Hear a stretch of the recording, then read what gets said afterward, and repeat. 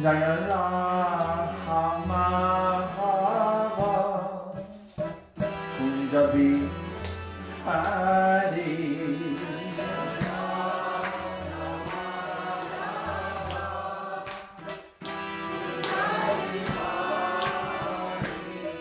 Jaya Rama Kunjabi Hari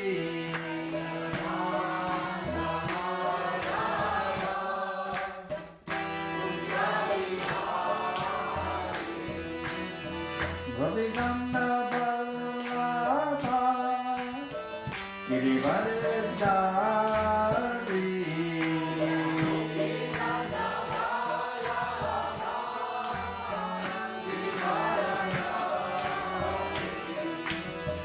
Govinda Ballabha Girivardhari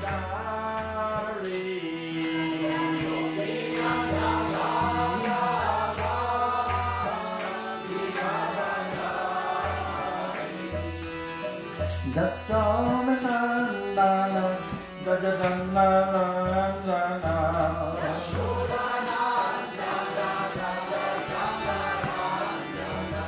Jasodanandana Jajadanandana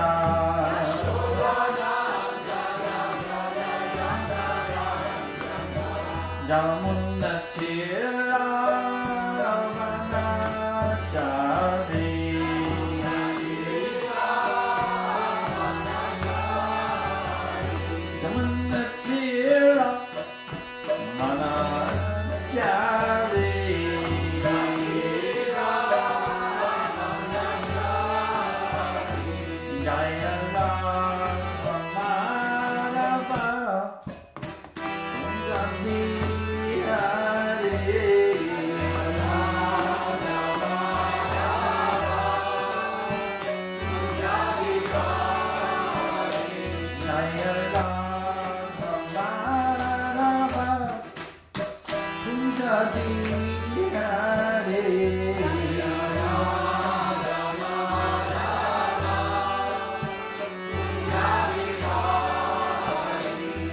Hare Krishna, Hare Krishna, Krishna Krishna, Hare Rama, Hare Rama, Rama Rama, Hare Hare.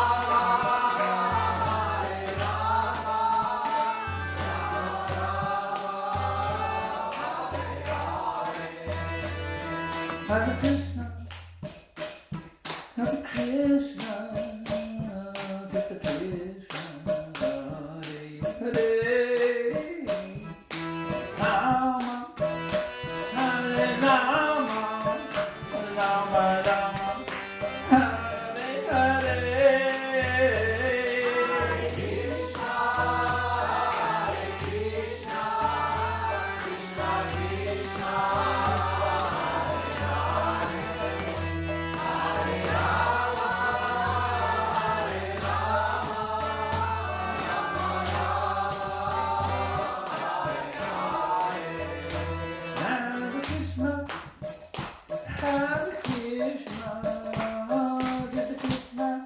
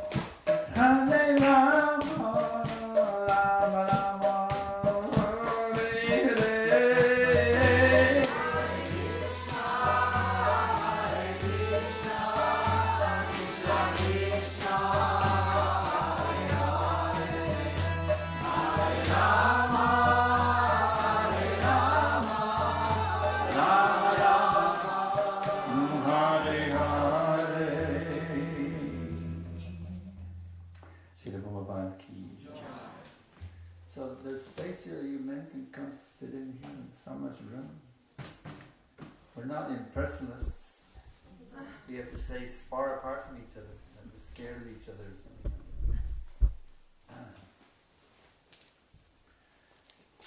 I love you. You don't have to stay away. You don't have to stay away because I hate you or something like that.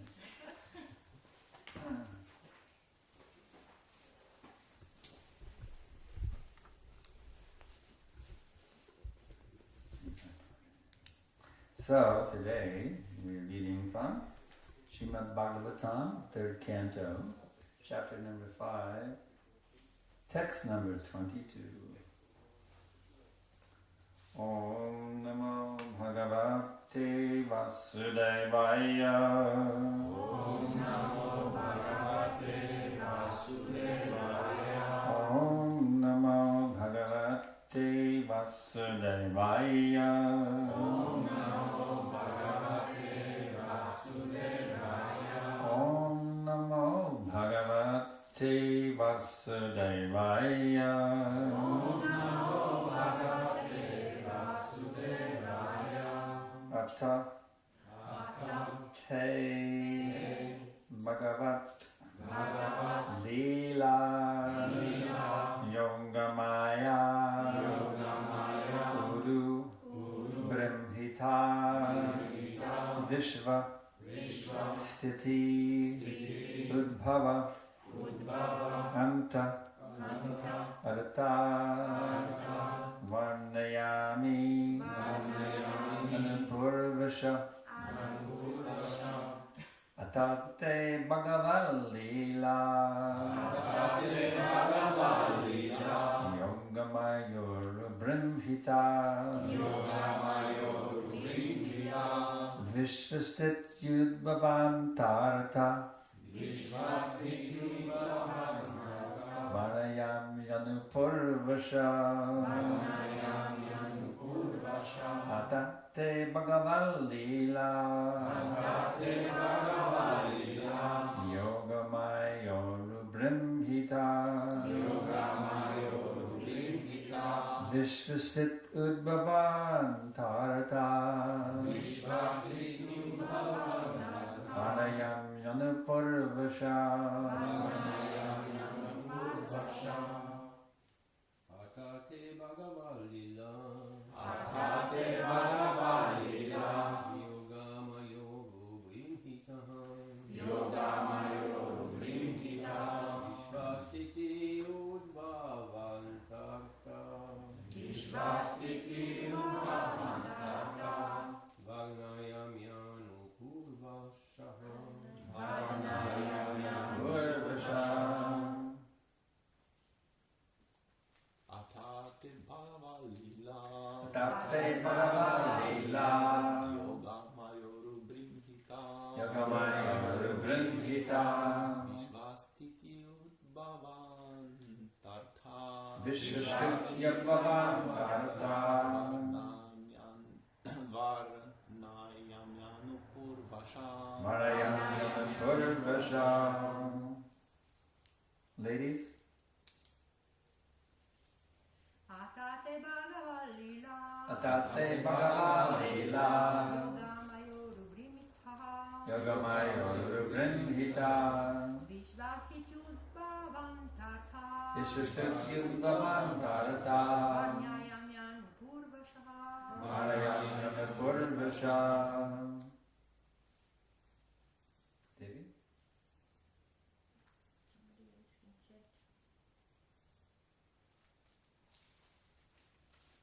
Atate Bhagavan Lila.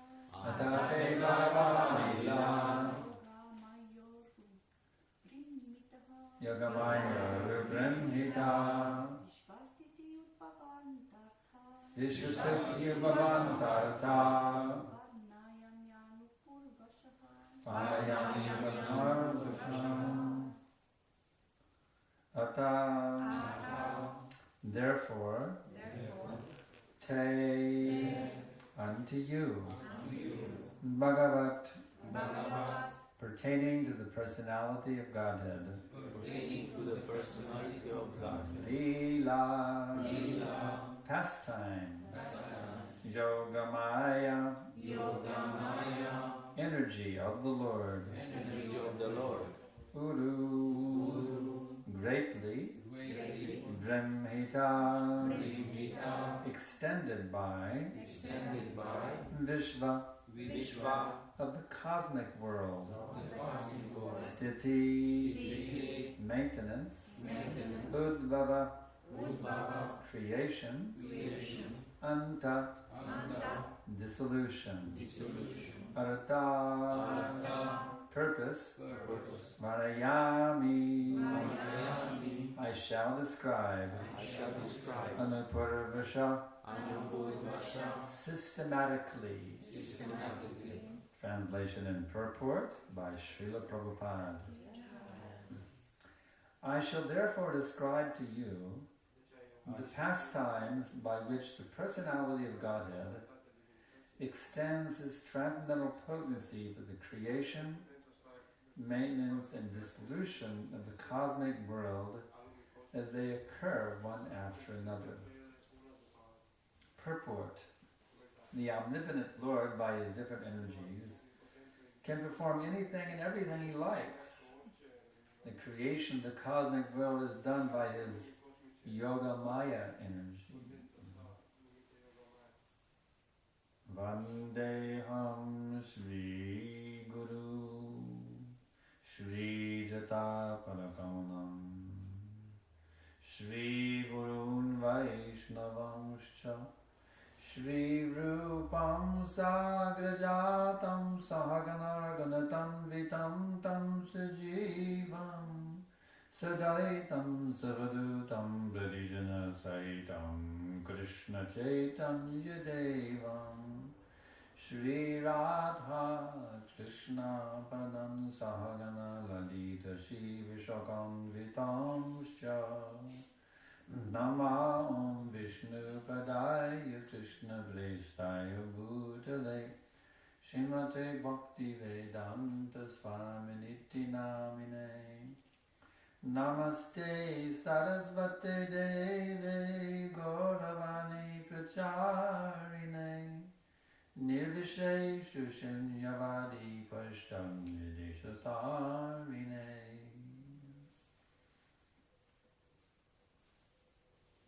Krishna's transcendental potencies are amazing. Absolutely amazing. Just imagine a person who can emanate everything from himself. The closest we can think of in this world is the sun god, emanating all this sunlight from himself. Of course, we don't see the sun god directly. We see the result of his shining, this sunshine lighting up the universe. So just imagine how much more potent is Krishna, who is emanating everything out of himself. It's described very nicely in the Brahma Samhita 5:35. Ekokya sarvichajitam jaganandako tennatsaktirasti jagananda chayayananta andantarasta paramanuchayantarastam govindam adi purusham tamaham bhajami. He is an undifferentiated entity, as there is no distinction between potency and the possessor thereof. In his work of creation of millions of worlds, his potency remains inseparable. All the universes exist in him, and he is present in his fullness in every one of the atoms that is scattered throughout the universe at one and the same time. Such is the primeval Lord whom I adore. So Krishna, since everything is his expanded energy, he is fully present everywhere. There's nowhere where Krishna is not present. And it's also described in text number 32 in the 5th chapter of the Brahma Samhita. Anganni yasha shakadandriya vritti manti pasyanti panti kalayanti chiram jaganti ananda chenmaya sadujvali vigrahasya govindam adi purusham tamaham bhajami. I worship Govinda, the primeval Lord, whose transcendental form is full of bliss, truth, substantiality, and is thus full of the most dazzling splendor. Each of the limbs of that transcendental figure possesses in himself the full-fledged functions of all the organs, and thus eternally sees, maintains, and manifests the infinite universes, both spiritual and mundane. Sees, maintains, and manifests the infinite universes, both spiritual and mundane, with any one of his limbs. It can be his elbow, it can be any one of his limbs. Just see the amazing potency of Krishna. Every part of Krishna's body is fully Krishna. It's not that he and his body, you see, we are different from our bodies. But Krishna is fully his body. And every part of his body is fully him. So with his ear, with his nose, with his elbow, with his little finger, you see, not only can he lift Govardhan Hill with his little finger, but he can manifest the unlimited universes, both spiritual and mundane, simply with his little finger. So that is Krishna. So we start to think about this amazing personality whose glories ever triumphantly dominate the one-way world with the activity of his own pastimes, which are reflected in the minds of recollecting souls as the transcendental entity of ever blissful cognitive rasa. When you start thinking about this person, I mean, it becomes amazing meditation. Krishna Smaranam becomes the most thrilling adventure. Now, you don't need any facility. You could even be locked in a prison. But if you actually go deep into Krishna Smaranam, meditation with Krishna, you can derive unlimited nectar, ever-increasing nectar, as you go deeper and deeper and deeper into the qualities, the names, the forms, the pastimes, the entourage, the paraphernalia, the teachings, the dham, everything about Krishna is phenomenal, absolutely amazing. It's all attractive. We were discussing last night a wonderful verse from the Krishna Karnamrita by Bimalmangala Thakur, who lived for 700 years in Vrindavan. 700 years. And he was such a realized devotee, even while he was in his present body. Prabhupada explains he entered into the transcendental pastimes of Krishna. Normally think, well, when I leave my body, Prabhu, I hope I can go back to Godhead and enter into Krishna's pastimes. But he didn't have to leave his body. He was able to enter into Krishna's pastimes even while he was in his body in Vrindavan. Of course, how much was he in his body? His body, he was still maintaining his life here in the body. But at the same time, he was able to go into Krishna's pastimes and participate in them. He gave a very nice poetry we were discussing last night. Madhuram, madhuram, vaparasya vibho. Madhuram, madhuram, pararam, madhuram. Madhugandhi, mridusmitam, etad aho. Madhuram, madhuram, madhuram, madhuram. Which, this is text number 92 from the Krishna Karnamrita, a very favorite book of Lord Chaitanya and his followers. Prabhupada quotes this. This verse is quoted in the Chaitanya Charitamrita, this text number 92 from the Krishna Karnamrita. In this verse, Bimalmangala Thakur explains like this. He says, the transcendental body of Krishna is very sweet, and his face is sweeter still. But his soft, honey-scented smile is the ultimate sweetness thrill. So when you start thinking about Krishna, his beautiful body that enchants the gopis, his amazing pastimes, you start thinking about his face, and then you go even his sparkling eyes. Krishna's eyes have the most amazing sparkle. This is also described by Bimalmangala. He was seeing Krishna, you see, so he can describe these things. We can only hope for that day, but he's associated with Krishna directly for hundreds of years in Vrindavan, and writing all these poetries about his experiences with Krishna. So Krishna's sparkling eyes and everything about Krishna. But if we can just try to, somehow or other get a little foot dust from these great acharyas by meditating on their instructions, by following their instructions, especially our founder acharya, he's the most merciful manifestation of all the previous acharyas, Srila Divine Grace Srila Prabhupada. If we can just somehow or other get some of that foot dust of Prabhupada, or where do I get the foot dust? Prabhupada's books, you see his foot dust. By reading these books of Prabhupada and by following these instructions of Srila Prabhupada, you're getting the dust of Srila Prabhupada on your head.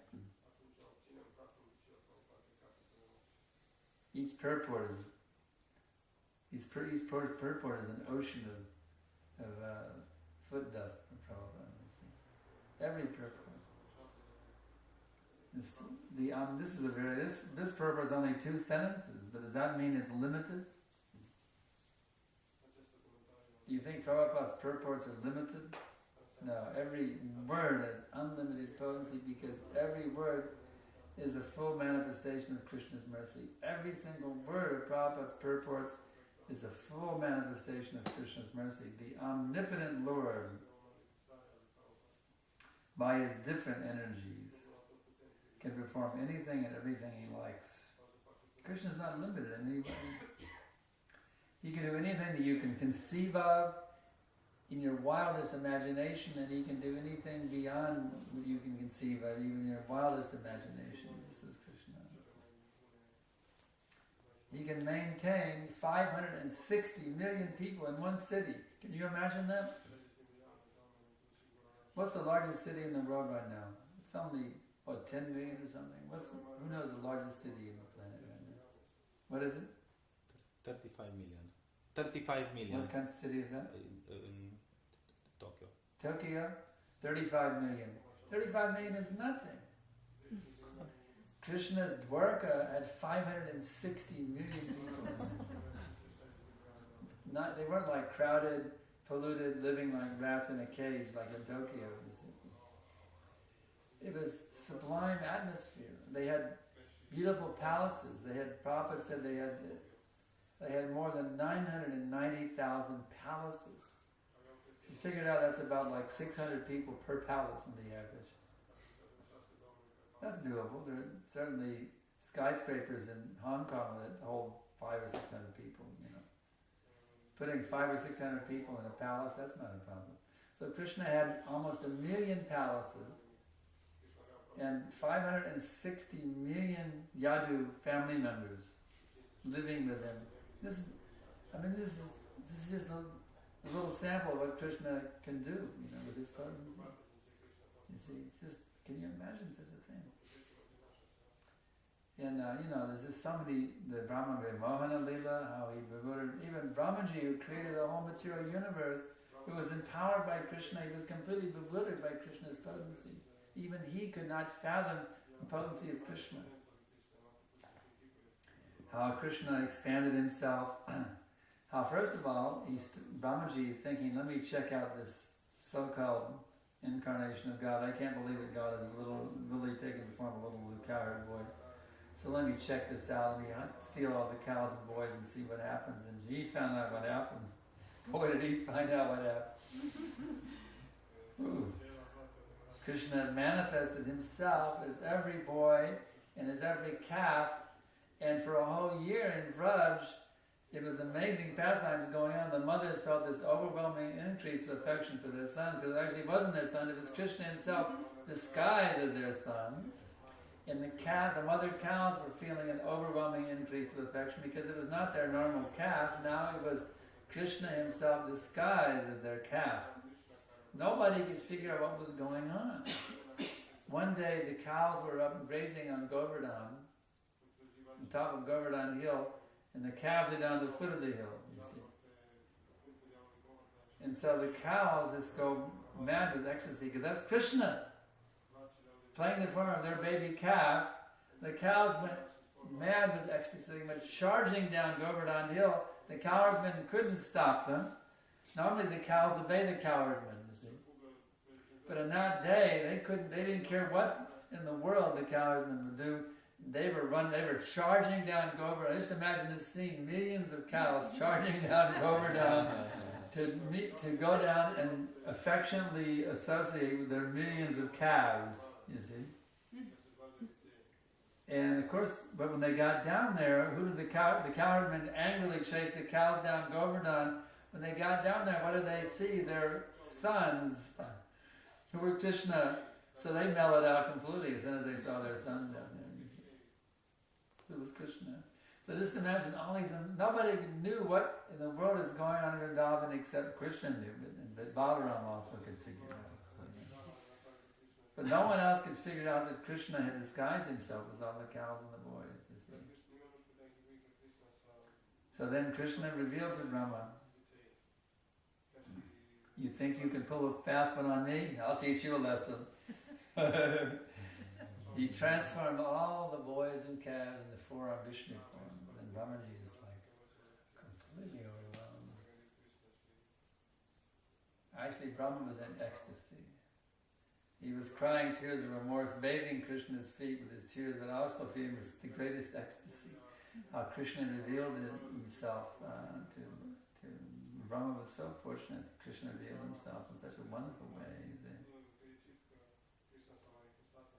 So we have to just go deeper and deeper as the great acharyas have done into Krishna consciousness.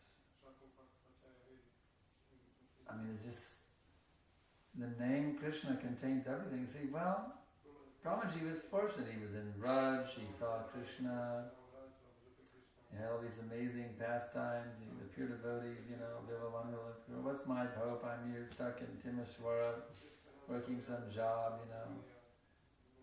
What's my hope of tasting the nectar of Krishna consciousness? Well, don't you know Krishna has fully come to you?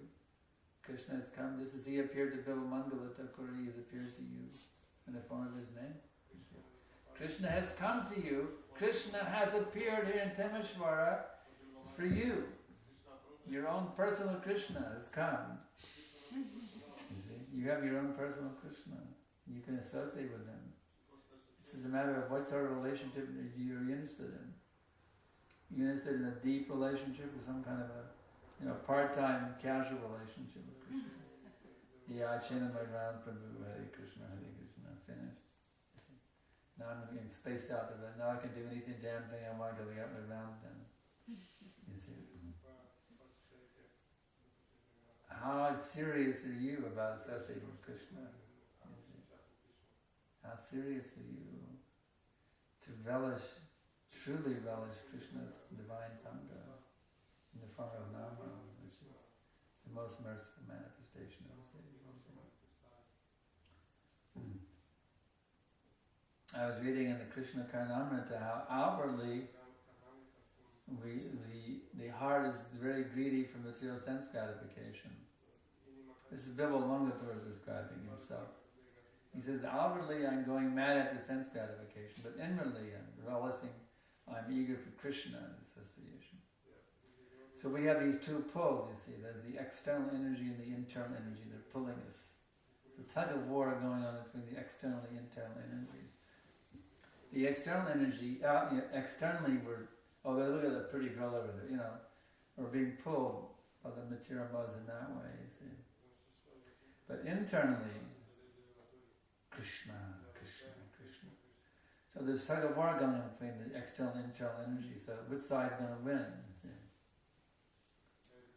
If you want the internal energy to win, you have to desire it, you have to beg for it. You have to humbly beg for the mercy of Guru and Krishna, that you can get a taste for the name. How does that taste come? That is a stage which is achieved by those who are solidly fixed in Krishna consciousness. And those who are, one attains the stage of fixity in Krishna consciousness by giving up all the anarthas. Lust, anger, greed, madness, delusion, envy. So how do you get free of these anarthas? Well, you have to follow the rules and regulations of sadhana bhakti. You have to have a guru, Rupa Goswami described. You have to have a spiritual master. You have to surrender to him. You have to take shelter of him. You have to get initiated by him. You have to obey him. You have to follow in the footsteps of the previous acharyas under his divine guidance. You have to inquire from him how to advance in Krishna consciousness.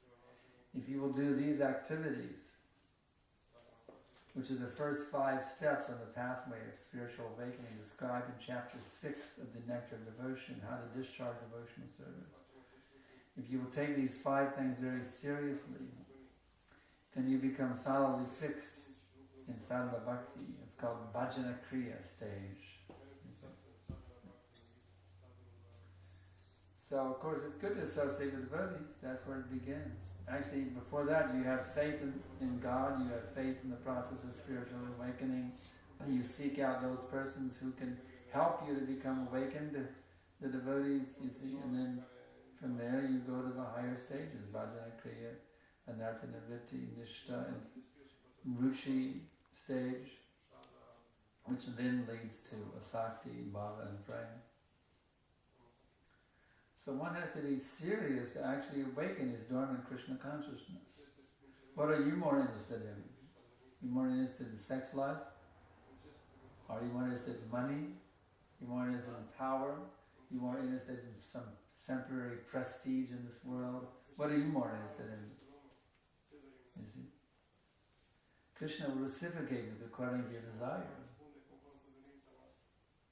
If you want Krishna, then you have to really want Krishna. You see? Not just, oh yeah, I want to become Krishna conscious, as a show. No. You have to intensely desire the awakening of Krishna consciousness within your heart. Intensely desire that, leaving everything else aside. You see? You have to be willing to give everything else aside. That everything else can be given up. That's all right. Take away everything else. But just give me one thing in love of Krishna. You can take away everything. You can take away my wealth, take away all my facilities.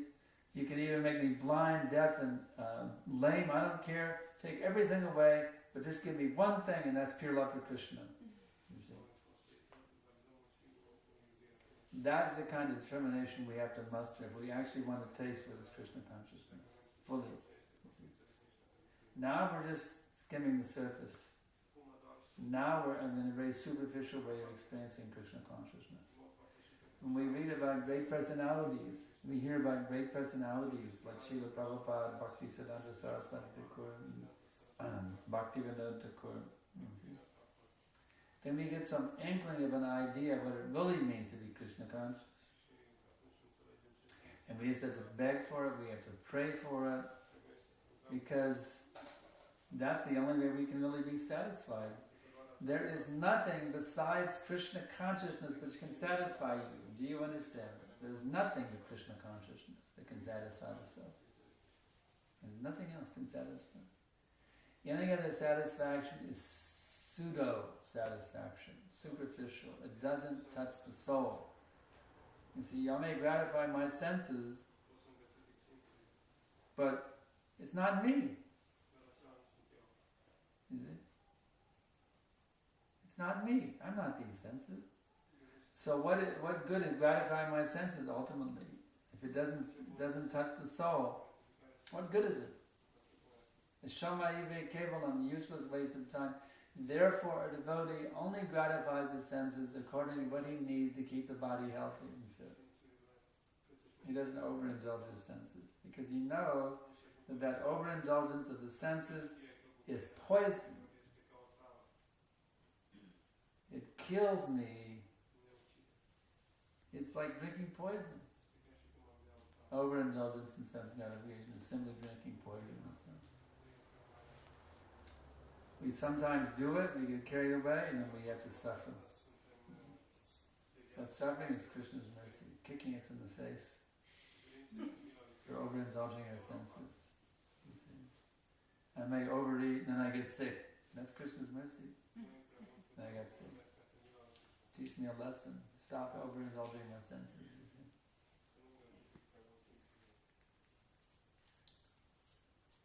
So we have to pray for the mercy. We can actually become fixed up devotees. And not just show bottle devotees, making a very good show with my tilak, my dhoti. And can't you see everyone I'm a great devotee? How nicely my tilak is put on. Yes, I'm a great devotee. We have to go beyond the show bottle. This is not Hollywood Krishna consciousness, making a show. I see, this is real. We have to decorate the soul.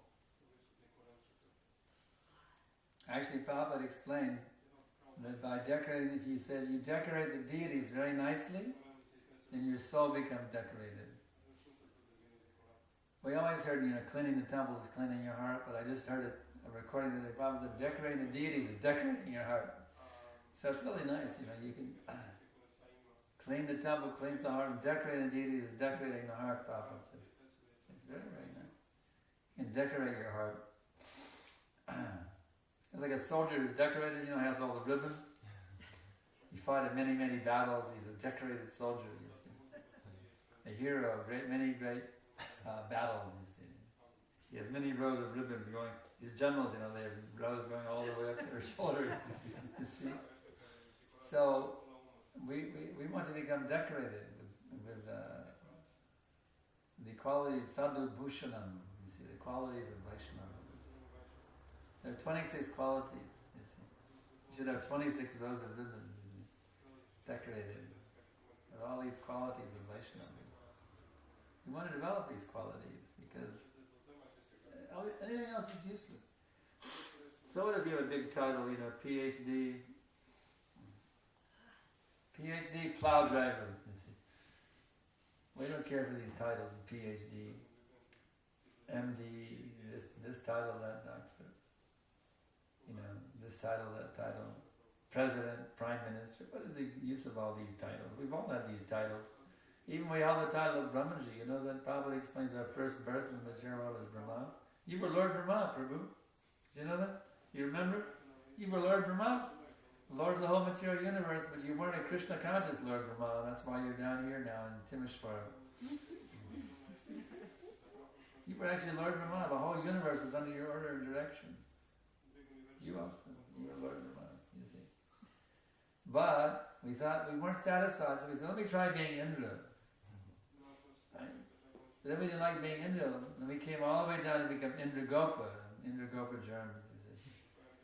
Trying to enjoy in this way, and that way, and this way, like that old Mick Jagger song, I've tried at this, I tried at that, but I can't get no satisfaction.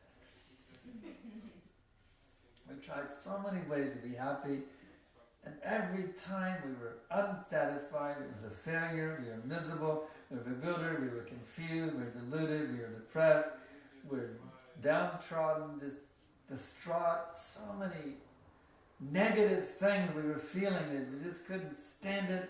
And finally we got kicked out of that body, we got another chance to try in a different way, we come out all fired up.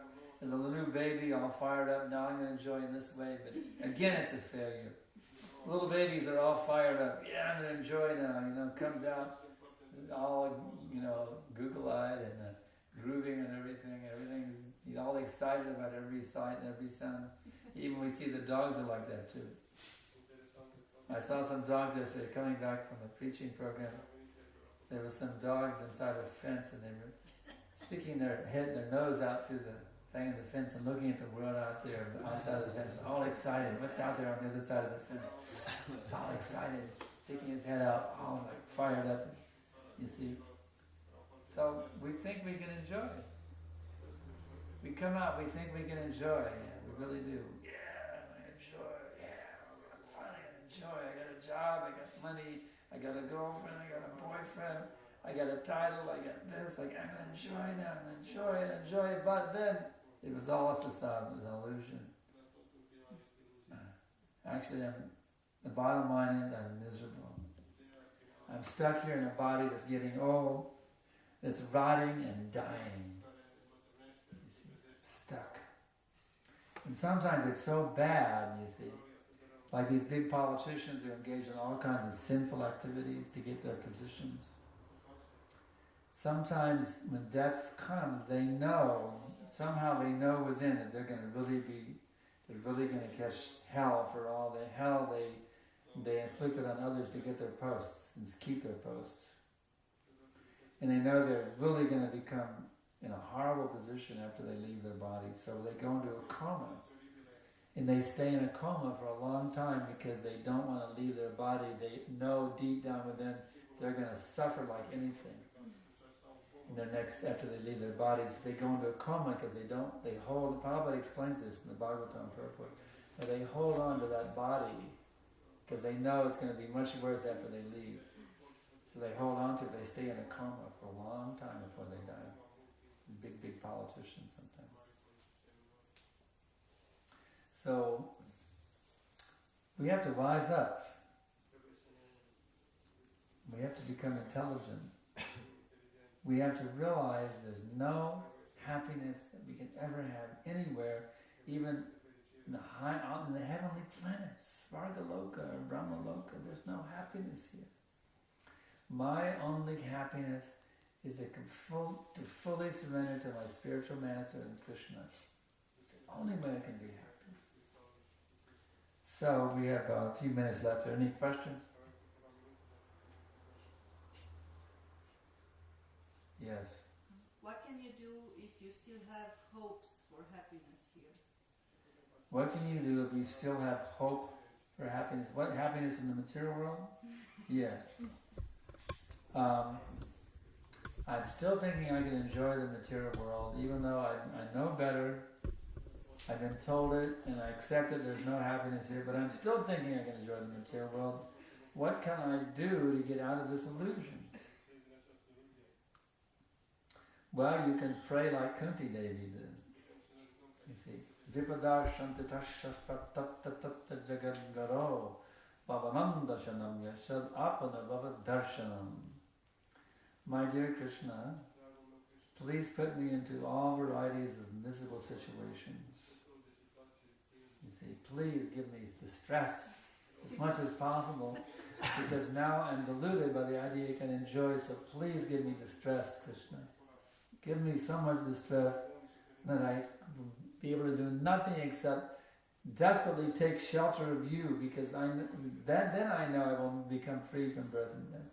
So I would suggest that you beg for distress. Krishna, please give me unlimited miseries here, because I'm so deluded that I can enjoy here. Please help me out of this delusion by blessing me with so many miseries. I would pray for misery if I were you. That's what I would do. Beg Krishna for misery. Can Krishna give you? Huh? Can Krishna give you misery that you cannot take, like too much? Krishna will never give you more misery than you can handle. He's very kind. He's like a teacher who gives a test, but he doesn't give a test beyond the capability of the students to pass it. Just like you're a teacher, you always you don't give an unfair test they couldn't pass. If the student did his studies properly, did his homework, attended the lectures, he can do well on the exam, isn't it? So even our Murari Krishna Prabhu, you see, when he gives tests, he never gives a test beyond what you can pass. So even if our Murari Krishna Prabhu is so merciful, just imagine how merciful is Krishna. You see, Krishna will never give a test beyond what you can pass. Any other question? Yes. Since we do not have the realization that Krishna and his name are not different, how can we experience nectar while chanting? Devi, can you amplify that one? You missed it. What's the question? I can say it louder if you want.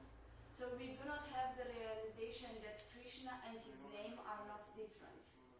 Then how can we feel nectar while chanting? Somebody is sitting closer. Amplify, tell me what she's saying. Since we don't have the realization that Krishna and his name are non-different, Yeah? how can we experience taste when we chant? Okay, excellent question. Thank you very much. Since we haven't realized that Krishna and his name are the same, then how we can actually taste the nectar by chanting Krishna's name? Well, we may not have realized it, but do you accept it, that Krishna and his name are the same, on the authority of Srila Prabhupada? Do you? Okay. That's enough. If you have that faith, you see, to experience Krishna as his name, that's the ruchi stage. But before that, faith is there. So you have, even though I'm not personally experiencing Krishna in the form of his name, you see, I have faith that Krishna is that. Just like if you'll meditate on this wonderful shloka by Rupa Goswami, Tunde Tandamaning Vitin Vitinate Tundavali Labdiye Karna Kradaga Dhammani Gate Taipanarvevas Piham Sheta Pangana Sangani Vijayate Savindriyanam Kritim No Jani Danita Kriyadvir Amitai Krishneti Varnadvai. Rupa Goswami says, I do not know how much nectar these two syllables Krishna have produced. Because when I vibrate Krishna, Krishna is dancing on my tongue. And when I vibrate Krishna, that when that vibration Krishna enters the holes of my ears, there's so much nectar exploding out from Krishna that my two little ears can't contain it. I need to have billions and trillions of ears to capture those unlimited oceans of nectar emanating from Krishna. And when Krishna dances in the courtyard of my heart, my mind is completely conquered. I'm stunned. I'm paralyzed in a state of transcendental ecstasy, swimming in an ocean of divine bliss. So we're not there yet, but that's what's there, waiting for us. We're not there yet. We have to have faith in the words of these great acharyas. When I chant Krishna, I hardly taste any nectar at all. Sometimes it's like poison. I gotta get these rounds done so I can go to sleep. Sometimes it's like poison.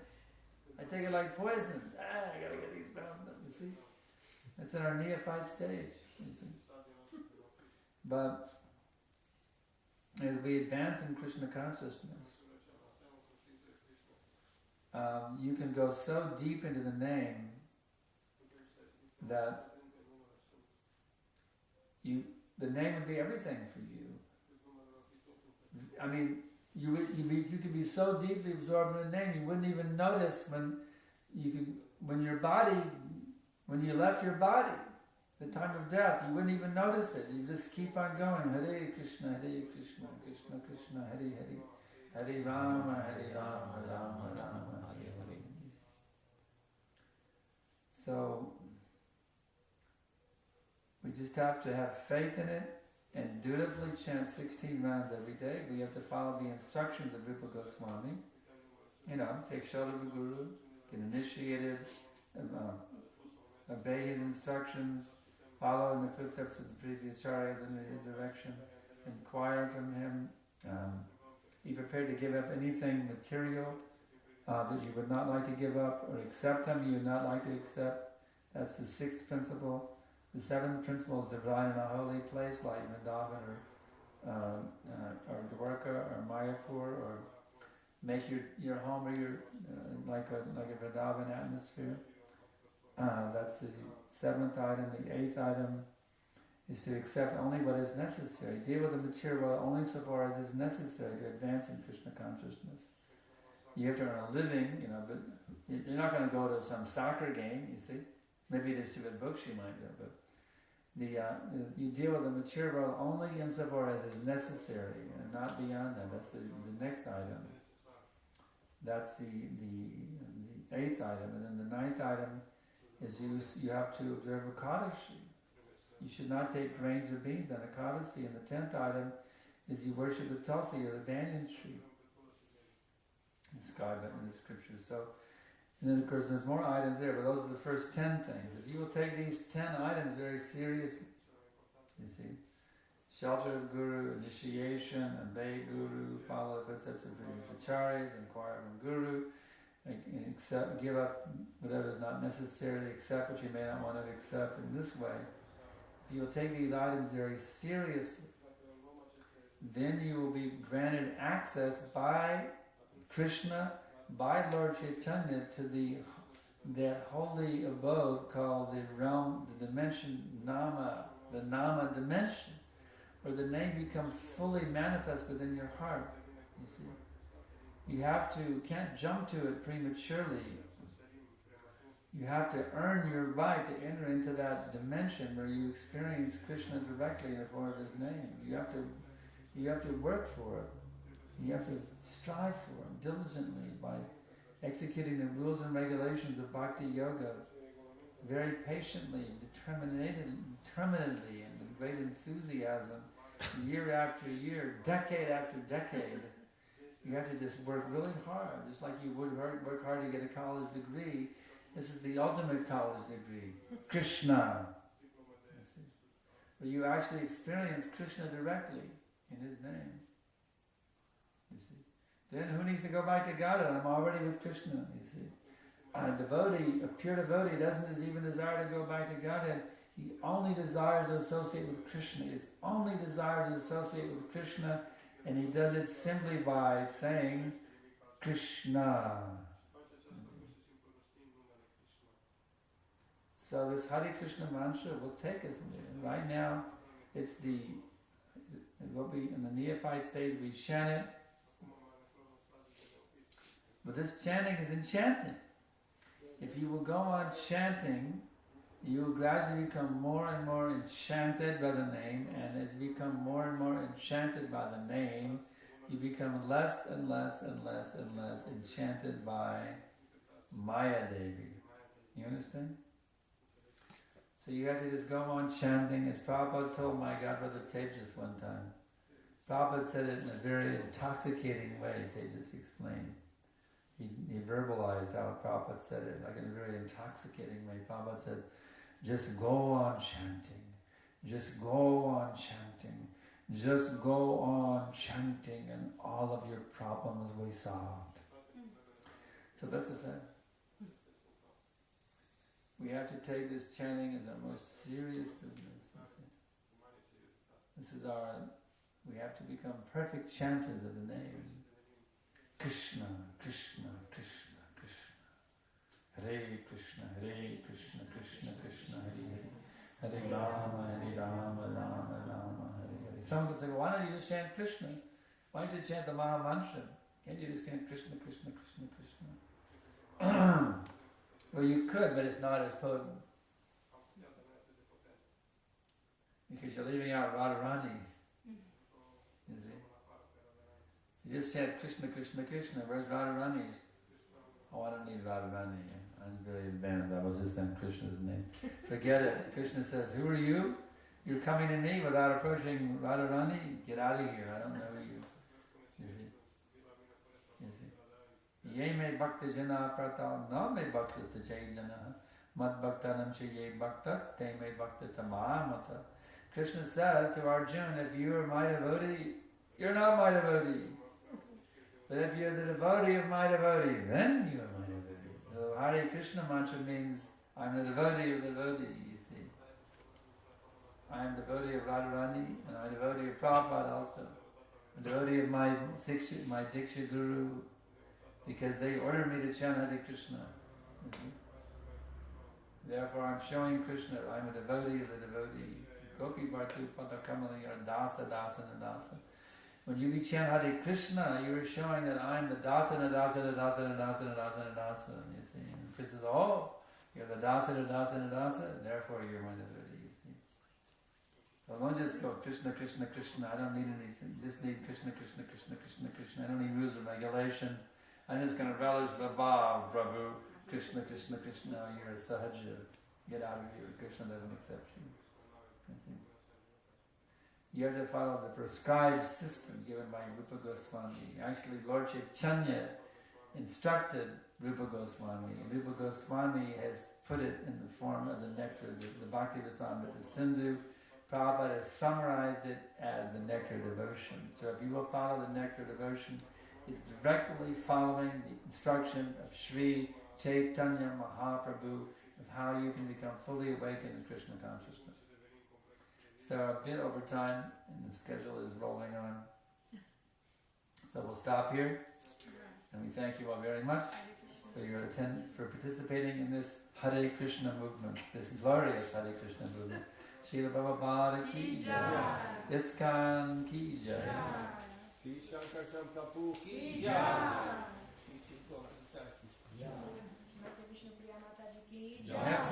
I'm so overloaded with flower crowns. Maybe somebody would like to take a garland